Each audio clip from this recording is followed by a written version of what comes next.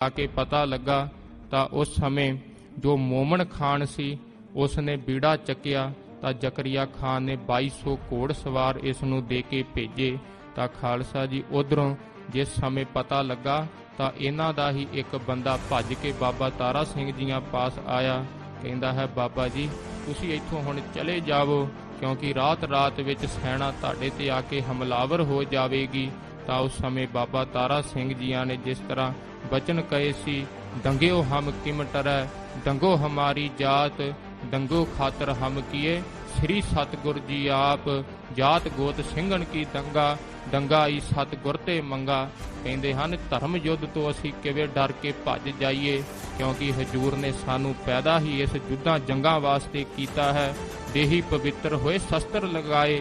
ਕਹਿੰਦੇ ਹਨ जिस तरह दिवारका दे विच साध संगत जी मन्निया जाता है कि दिवारका दे विच एक जो मोहर लाउंदे हन दाग लाउंदे हन, जिथे कृष्ण जियां दा जो खालसा जी दिवारका है सनातन हिंदू मत विच मन्निया जाता है, वो गर्म करके मोहर लाया करते हैं कि उसकी देही पवित्र हो जाती है। इस तरह भाई तारा सिंह जी वां कहते हैं शहीद सिंह जी कहते हैं जिन्ने शस्त्र तन ते आके चोट करनगे उन्नी ही देही पवित्र होएगी। इस तरह कहते हैं जाते ना छूटिए मूड़ कहू हस ताकि क्यों ना शरण जाइए। भाव जिस तरह बाजां वाले पिता जी कहते हैं भाई तारा सिंह जी वां कहते हैं जिस तो छुट के नहीं जाया सकता मौत तो की पता कल नूं आ जावे तां क्यों ना हस हस के उस मौत नूं गल नाल लाइए। इस तरह जिस तरह पिंड दे विच ओह सैना चढ़ के आउंदी है, जिस तरह खालसा जी इतिहास विच बेअंत जिक्र आउंदे हन। जिस तरह घमंड जो एक जिमीदार सी रस्ते दे विचों उस नूं पकड़ लिया उस सैना ने तां कहा 10 तारा सिंह वां कित्थे रहिंदा है। ਉਹ ਉਹਨਾਂ ਨੂੰ ਖਾਲਸਾ ਜੀ ਡੱਲ ਨਗਰ ਵਿੱਚ ਪਹਿਲਾਂ ਲੈ ਗਿਆ। ਜਿਸ ਸਮੇਂ ਸੈਨਾ ਨੇ ਡੱਲ ਨਗਰ ਨੂੰ ਘੇਰਾ ਪਾ ਲਿਆ ਉਸ ਸਮੇਂ ਪਿੰਡ ਦੇ ਜੋ ਖਾਲਸਾ ਜੀ ਜੋ ਮੁਖਤਿਆਰ ਸਨ ਭਾਵ ਜੋ ਪਿੰਡ ਦੇ ਬਜ਼ੁਰਗ ਸਨ ਉਹਨਾਂ ਆ ਕੇ ਆਖਿਆ ਕਿ ਤੁਸੀਂ ਸਾਡੇ ਨਗਰ ਨੂੰ ਕਾਹਤੋਂ ਘੇਰਾ ਪਾ ਲਿਆ ਹੈ, ਕਿਉਂਕਿ ਖਾਲਸਾ ਜੀ ਸਾਰਾ ਇਲਾਕਾ ਬਾਬਾ ਤਾਰਾ ਸਿੰਘ ਵਾਂ ਨੂੰ ਜਾਣਦਾ ਸੀ। ਉਹ ਜ਼ਿਮੀਂਦਾਰ ਵੀ ਚਾਹੁੰਦਾ ਸੀ ਕਿ ਬਾਬਾ ਤਾਰਾ ਸਿੰਘ ਜੀ ਹੁਣੀ ਇੱਥੋਂ ਕਿਤੋਂ ਹੋਰ ਚਲੇ ਜਾਣ। ਤਾਂ ਜਿਸ ਸਮੇਂ ਉਹਨਾਂ ਨੇ ਦੱਸਿਆ ਕਿ बाबा तारा सिंह वां इत्थे नहीं रहिंदा, उन्ने चिर नूं ਸਿੰਘਾਂ ने फौज के नगारे सुन के ਸਿੰਘਾਂ ने भी उधरों नगारे ते चोभां लाउणियां शुरू कर दित्तियां। सैना नूं पता लगा वो तां उधरले पासे रहिंदे हन। जिस समय सैना ने जाके चढ़ाई कीती, जिस तरह खालसा जी बड़ा घमसान दा युद्ध होया सी। सब तो पहलां बलाका सिंह जिस तरह जिक्र आउंदा है भाज के गनीम को बदारे जोर जंग में भाव जिस तरह सूरमे निहंग सिंह भज के जंग के मैदान में जो खालसा जी दुश्मनों को चीरते हुए पाड़ हो जाते हैं। निहंग बलाका सिंह जी जो सब तो पहला सूरमियां दे विचों निकले अगे निकल के इन्हां दुश्मनों के विच ही तस गए। जिस तरह इन्हां ने काफ़ी उन्हां दा नुकसान किया। उस तो उपरंत अणगिनत तीर आके सूरमे दे वजे छाती दे विच।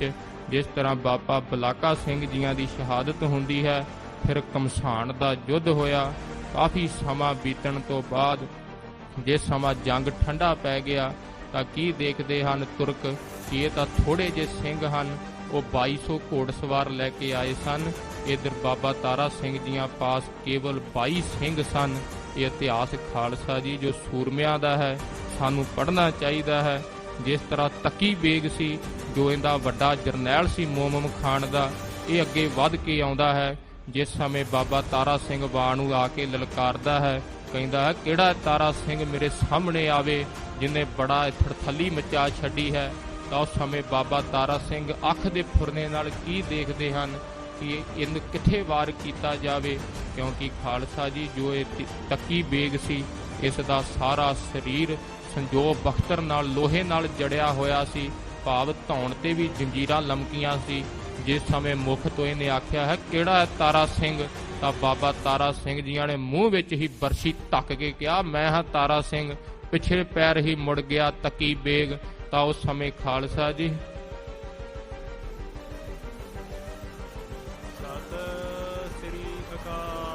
खालसा जी पिछले पैर ही जो तकी बेग सी तो पिछले पैर ही मुड़ गया। जिस तरह कवि जी लिखते हैं तो तकी ने मोमन सुनाई। जिस समय तकी भाव मोमन खान पुछदा है कि पुछी खबर बुलाए उस कहा खाए मुख पान। भाव जिस तरह मोमन खां हस के कहता है तैन मूँह दे विचों लहू वगदा होया देख के कित्थों तू पान ਚੱਬ के आ गया है। ਤਾਂ ਤੱਕੀ ਬੇਗ ਨੇ ਮੋਮਨ ਖਾਨ ਨੂੰ ਸੁਣਾਇਆ। ਅੱਗੇ ਤਾਰਾ ਸਿੰਘ ਬੈਠਾ ਬੀੜੇ ਬਣਾਈ। ਕਹਿੰਦਾ ਹੈ ਭਾਈ ਤਾਰਾ ਸਿੰਘ ਜੀ ਬੀੜੇ ਬਣਾਈ ਬੈਠੇ ਹਨ। ਹੋਏ ਹਿੰਮਤ ਤੋਂ ਅੱਗੇ ਹੋਏ ਖਾਵੈ ਦੂਰ ਖੜੇ ਕਿਆ ਬਾਤ ਬਣਾਵੈ। ਕਹਿੰਦਾ ਹਿੰਮਤ ਹੈ ਤਾਂ ਤੂੰ ਵੀ ਜਾ ਕੇ ਇੱਕ ਬੀੜਾ ਖਾਇਆ ਪਾਣ ਦਾ, ਦੂਰ ਖੜਾ ਤੂੰ ਗੱਲਾਂ ਕਰਦਾ ਹੈ। ਇਧਰੋਂ ਖਾਲਸਾ ਜੀ ਜੋ ਦੂਸਰਾ ਸੀ ਇਹਦਾ ਭਾਵ ਮੋਮਨ ਖਾਨ ਦਾ ਜਰਨੈਲ ਹਾਥੀ ਦੀ ਸਵਾਰੀ ਤੇ ਚੜ੍ਹ ਕੇ ਜਾਂਦਾ ਹੈ। ਜਿਸ ਤਰ੍ਹਾਂ ਖਾਲਸਾ ਜੀ ਜਾਂਦਾ ਹੈ ਤਾਂ ਦੇਖਦਾ ਹੈ ਕਿ ਭਾਵ 10 ਕੁ ਸਿੰਘ ਹੀ ਬਚੇ ਹਨ ਬਾਬਾ ਤਾਰਾ ਸਿੰਘ ਜੀਆਂ ਨਾਲ। ਇਹਨਾਂ ਦੀ ਵੀ ਕਾਫੀ ਸੈਨਾ ਦਾ ਕਮਸਾਨ ਭਾਵ ਯੁੱਧ ਮੱਚਣ ਕਰਕੇ ਹਨੇਰਾ ਸੀ। ਆਪਣੀ ਸੈਨਾ ਹੀ ਇਹਨਾਂ ਦੀ ਕਾਫੀ ਮਾਰੀ ਗਈ। ਜਿਸ ਸਮੇਂ ਹਾਥੀ ਤੇ ਚੜ੍ਹ ਕੇ ਦੇਖਦਾ ਹੈ 5 ਕੁ ਸਿੰਘ ਰਹਿ ਗਏ ਨੇ, ਜਾ ਕੇ ਸੂਰਮਾ ਬਣਦਾ ਹੈ। ਤੀਰ ਦੇ ਵਿੱਚੋਂ ਭਾਵ ਕਮਾਨ ਤੇ 2-2 ਤੀਰ ਚਾੜ ਕੇ ਮਾਰਦਾ ਹੈ। ਜਦੋਂ ਦੂਸਰਾ ਜਰਨੈਲ ਗਿਆ ਤਾਂ ਇਧਰੋਂ ਖਾਲਸਾ ਜੀ ਜੋ ਭੋ ਭੀਮਾ ਸਿੰਘ ਕਰ ਖੁਸ਼ੀ ਪਰਿਓ ਸ਼ੇਰ ਜਿਮ ਧਾਏ। ਭਾਈ ਭੀਮਾ ਸਿੰਘ ਜੀ ਜਿਨ੍ਹਾਂ ਦਾ ਨਾਮ ਆ ਰਿਹਾ ਹੈ ਇਤਿਹਾਸ ਵਿੱਚ, ਬੜੀ ਖੁਸ਼ੀ ਨਾਲ ਚਿਹਰਾ ਦਮਕ ਰਿਹਾ ਸੂਰਮੇ ਦਾ। ਸ਼ੇਰ ਦੀ ਤਰ੍ਹਾਂ ਧਾ ਕੇ ਭਾਵ ਜਿਸ ਤਰ੍ਹਾਂ ਹਾਥੀ ਦਾ ਕੰਨ ਪਕੜ ਕੇ ਭਾਈ ਭੀਮਾ ਸਿੰਘ ਜੀ ਉੱਤੇ ਚੜ੍ਹਦੇ ਹਨ ਹਾਥੀ ਦੇ। ਜੋ ਮਹਾਵਤ ਹੁੰਦਾ ਹੈ ਹਾਥੀ ਦੇ ਸਿਰ ਤੇ ਜਿਸ ਤਰ੍ਹਾਂ ਕੁੰਡਾ ਰੱਖ ਕੇ ਚਲਾਉਂਦਾ ਹੈ, ਇਹਨਾਂ ਨੇ ਖਾਲਸਾ ਜੀ ਜਿਸ ਤਰ੍ਹਾਂ ਵਾਰ ਕੀਤਾ ਉਹਦੇ ਸਿਰ ਤੇ ਭੀਮਾ ਸਿੰਘ ਜੀਆਂ ਨੇ ਤਾਂ ਇਹਨਾਂ ਦੀ ਕਿਰਪਾਨ ਟੁੱਟ ਜਾਂਦੀ ਹੈ। ਅੱਧੀ ਟੁੱਟੀ ਹੋਈ ਕਿਰਪਾਨ ਨਾਲ ਜਦੋਂ ਫਿਰ ਖਾਲਸਾ ਜੀ ਮਹਾਵਤ ਦੀ ਧੌਣ ਪਰਾਂ ਕਰ ਦਿੰਦਾ ਹੈ। ਇੰਨੇ ਹੀ ਫੁਰਨੇ ਦੇ ਵਿੱਚ ਇਧਰ ਖਾਲਸਾ ਜੀ ਬਾਬਾ ਤਾਰਾ ਸਿੰਘ ਜੀ ਵਾਂ ਜਿਸ ਤਰ੍ਹਾਂ ਜ਼ਿਕਰ ਆ ਰਿਹਾ ਹੈ। ਦੇਖ ਤਾਰਾ ਸਿੰਘ ਮਦਦ ਕਰਾਈ ਲਖਮੀਰ ਸਿੰਘ ਸੋ ਕਹਿਓ ਸੁਣਾਈ।